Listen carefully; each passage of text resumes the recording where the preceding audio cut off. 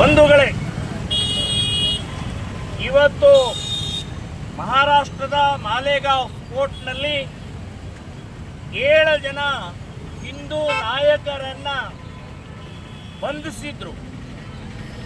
ಮಾಲೇಗಾಂವ್ ಸ್ಫೋಟ 2006ನಲ್ಲಿ ನಡೆದಂತ ಆ ಭಯೋತ್ಪಾದನೆಯ ಅಪಾದನೆಯನ್ನ ಹಿಂದೂ ನಾಯಕರ ಮೇಲೆ ಸುಳ್ಳು ಅಪಾದನೆ ಹಾಕಿ ಕೇಸನ್ನು ದಾಖಲೆ ಮಾಡಿತು.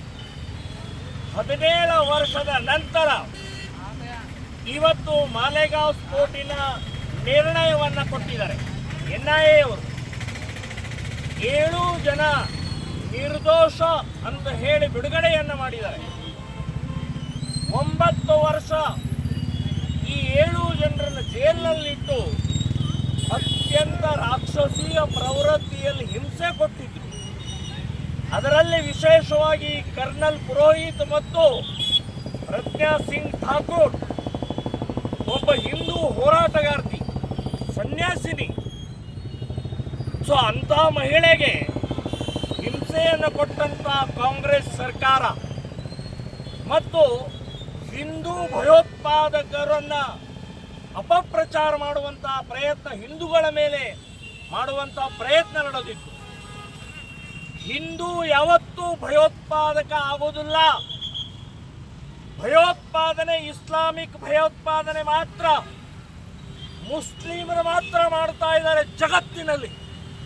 ಇದು ಗೊತ್ತಿದ್ರೂ ಕೂಡ ಕಾಂಗ್ರೆಸ್ನವರು ಮುಸ್ಲಿಂ ಮತಗೋಸ್ಕರ, ಮುಸ್ಲಿಂ ಓಟಿಗೋಸ್ಕರ ಇವತ್ತು ಹಿಂದೂಗಳ ಮೇಲೆ ಟಾರ್ಚರ್ ಮಾಡಿದ್ದು ಈ ಮಾಲೇಗಾಂವ್ ಸ್ಫೋಟನೆ ಉದಾಹರಣೆ. ಮಾಲೇಗಾಂವ್ ನ್ಯಾಯಾಲಯ ಕೊಟ್ಟಂತ ತೀರ್ಪು ಅತ್ಯಂತ ಸ್ವಾಗತಾರ್ಹವಾಗಿದೆ, ಹಿಂದೂಗಳ ವಿಜಯ ಆಗಿದೆ. ಸೊ ನ್ಯಾಯಾಲಯ ನಮಗೆ ಕೊಟ್ಟಿದೆ, ಒಳ್ಳೆ ಒಂದು ಸುದ್ದಿಯನ್ನು ಕೊಟ್ಟಿದೆ.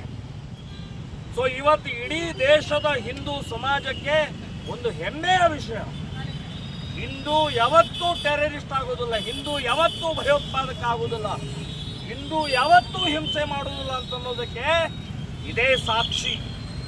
ಸೊ ಹಾಗಾಗಿ ಇವತ್ತಿನ ತೀರ್ಪು ಕೊಟ್ಟಂತ ಈ ಒಳ್ಳೆಯ ಸುದ್ದಿಯನ್ನ ಬಾಗಲಕೋಟೆ ಜಿಲ್ಲೆಯ ಜಮಖಂಡಿಯ ನಗರದಲ್ಲಿ ವಿಶ್ವ ಹಿಂದೂ ಪರಿಷತ್, RSS, ಬಜರಂಗ ದಳ, ಶ್ರೀರಾಮ ಸೇನೆ ಸಂಘಟನೆಯವರು ಒಟ್ಟಿಗೆ ಸೇರಿಸಿ ಯಾವ ಸರ್ಕಲ್, ಗಾಂಧಿ ದೇಸಾಯಿ ಸರ್ಕಲ್ ನಲ್ಲಿ ಪಟಾಕಿ ಹಾರಿಸ್ತಾ ಇದ್ದೀವಿ, ವಿಜಯೋತ್ಸವ ಮಾಡ್ತಾ ಇದ್ದೀವಿ, ಸಿಹಿ ಹಂಚ್ತಾ ಇದ್ದೀವಿ.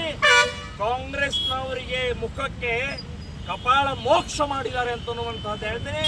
ಇನ್ನಾದರೂ ಕಾಂಗ್ರೆಸ್ನವರು ಹಿಂದೂ ತುಷ್ಟಿ, ಮುಸ್ಲಿಂ ತುಷ್ಟೀಕರಣ ಮಾಡುವಂತಹದ್ದನ್ನು ನಿಲ್ಲಿಸಬೇಕು. ಇಲ್ಲಿ ಹಿಂದೂಗಳು ಜೀವಂತವಾಗಿದ್ದಾರೆ, ಹಿಂದೂಗಳು 100 ಕೋಟಿ ಜನ ಇಲ್ಲಿ ನಾವು.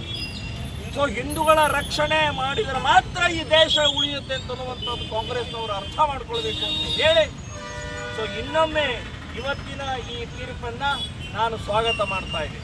ಭಾರತ್ ಮಾತಾ ಕೀ ಜೈ, ವಂದೇ